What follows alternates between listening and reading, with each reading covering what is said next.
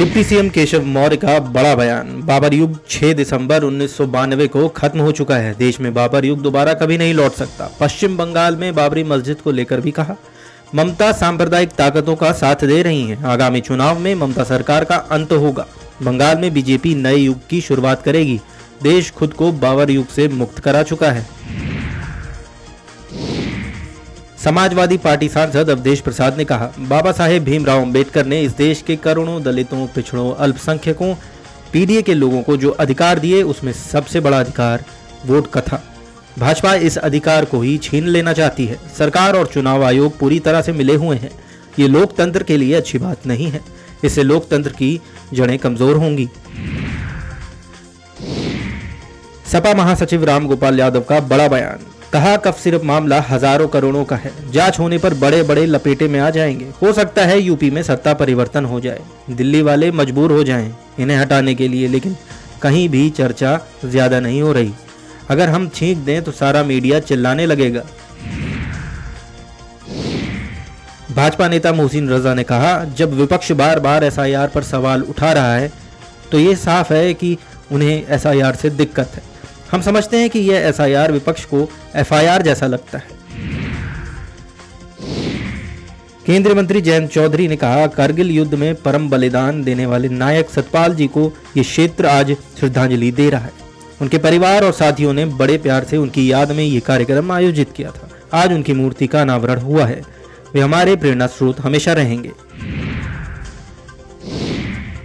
आप नेता और पार्टी की गोवा प्रभारी आतिशी मारलेना ने आरपोरा में आग लगने की घटना में 25 लोगों की मौत पर कहा, कल रात आरपोरा में आग लग गई थी जिसमें 25 लोगों की मौत हुई।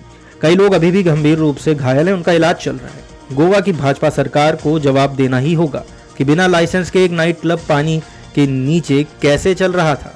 अगर आप नॉर्थ कोस्टल बेल्ट में जाएंगे तो हर नाइट क्लब और रेस्तरां मालिक आपको बताएगा कि हफ्ता वसूली होती है। सारे नेता हफ्ता वसूली करते हैं और इसी भ्रष्टाचार की वजह से 25 लोगों की जान चली गई। लोकसभा अध्यक्ष ओम बिरला ने कहा, रक्तदान सबसे बड़ा पुण्य का काम है क्योंकि यह रक्त कई परिवारों की जिंदगियां बदल देता है। हजारों कार्यकर्ताओं ने रक्तदान करके पुण्य का काम किया है। मैं सभी को शुभकामनाएं देना चाहता हूं। कांग्रेस नेता पवन खेड़ा ने आरपोरा में आग लगने की घटना पर कहा, यह दुर्घटना रोकी जा सकती थी। इस तरह के हादसे मानवीय गलतियों से होते हैं। सरकार को चाहिए कि जवाबदेही निश्चित करे और जिनकी जान गई है उनके परिवारों को उचित मुआवजा दिया जाए। उत्तर प्रदेश के उप मुख्यमंत्री केशव मौर्य ने समाजवादी पार्टी के प्रमुख अखिलेश यादव पर कहा, जब से बिहार का चुनाव आरजेडी हारी है, आरजेडी का बुरा हाल हो चुका है, लेकिन उससे भी ज्यादा बुरा हाल अखिलेश यादव का हुआ है।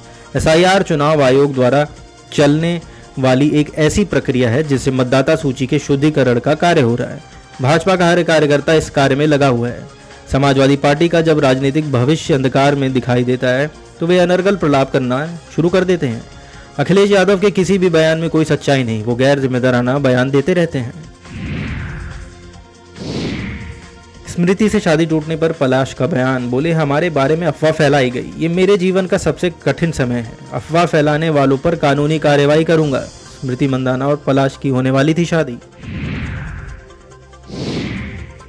जन सम्मेलन में सीएम धामी का बड़ा बयान। कहा, कुछ लोगों को मंदिरों के विकास से परेशानी है। वो पूछते हैं धामी धामों का विकास क्यों कर रहे हैं। धामी धामों का विकास इसलिए कर रहे हैं क्योंकि ये धामी ही देवभूमि की आत्मा है। जब तक आपका आशीर्वाद मिलता रहेगा, उत्तराखंड की आध्यात्मिक विरासत को सशक्त बनाते रहेंगे। शौर्य यात्रा में पहुंचे देवकी नंदन महाराज। कहा, जब तक भगवान कृष्ण का मंदिर आजाद ना हो तब तक कोई घर में चुप ना बैठे। हुमायूं कबीर देशद्रोही हैं। जहां से बाबर आया था उन्हें वहीं भेजा जाना चाहिए।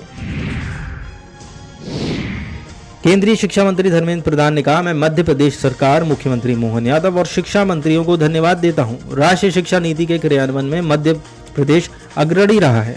मध्य प्रदेश 21वीं सदी के लिए मध्य प्रदेश की युवा आबादी को तैयार कर रहा है।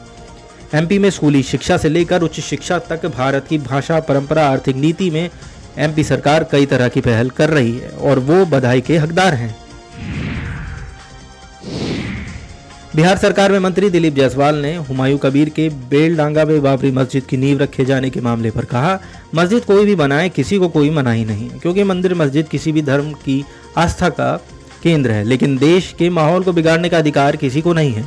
वो लोग इस मजबूत लोकतंत्र और हिंदुस्तान की गंगा जमुनी तहजीब को बिगाड़ रहे हैं। एआई ग्राउंड भारत के पहले city centric AI innovation engine कार्यक्रम पर ग्रुप कैप्टन शुभांशु शुक्ला ने कहा, यह एक शानदार इवेंट था। मैं यहां आकर बहुत खुश हुआ हूं। इस इवेंट को लेकर उत्साह देखकर बहुत अच्छा लगा। केंद्रीय राज्य मंत्री मुरलीधर मोहोल ने कहा, जो तकलीफ देश में यात्रियों को हुई है उसे देखते हुए नागरिक उड्डयन मंत्रालय DGCA ने बहुत सारे कदम उठाए हैं। इंडिगो के CEO को हमने कारण बताओ नोटिस भी जारी कर दिया है। हमने 4 लोगों की एक जांच कमेटी बनाई है जिसकी रिपोर्ट आएगी। इस संकट के समय बाकी एयरलाइंस के भी जो दाम बढ़े थे उस पर भी हमने किलोमीटर के आधार पर समय तय कर दिया है। एक कंट्रोल रूम भी शुरू किया गया है। सरकार इस मामले को गंभीरता से ले रही है। जिसकी भी गलती है उसकी जवाबदेही तय की जाएगी।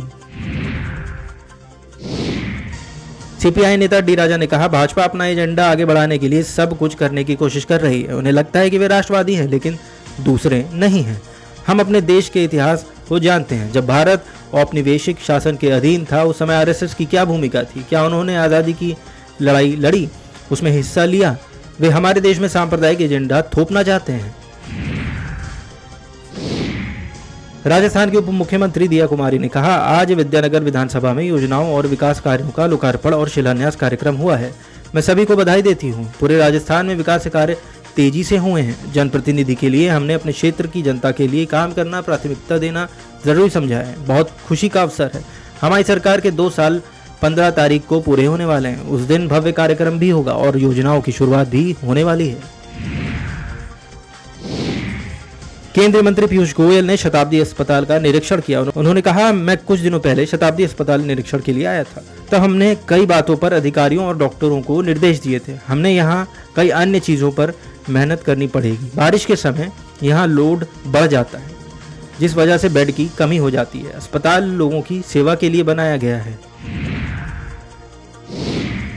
18वें अमर शहीद सैनिक मेले में बोले उत्तराखंड के CM पुष्कर सिंह धामी। कहा, हमने राज्य में भ्रष्टाचार को समाप्त करने के लिए जीरो टॉलरेंस की नीति के तहत संकल्पित होकर कार्य किया है। हमने भ्रष्टाचार में लिप्त अधिकारियों को जेल पहुंचाया है। हमारा प्रयास है कि आपदा पीड़ित परिवारों को ज्यादा से ज्यादा मदद करें। हम समर्पित होकर उस क्षेत्र को बढ़ाने का काम कर रहे हैं।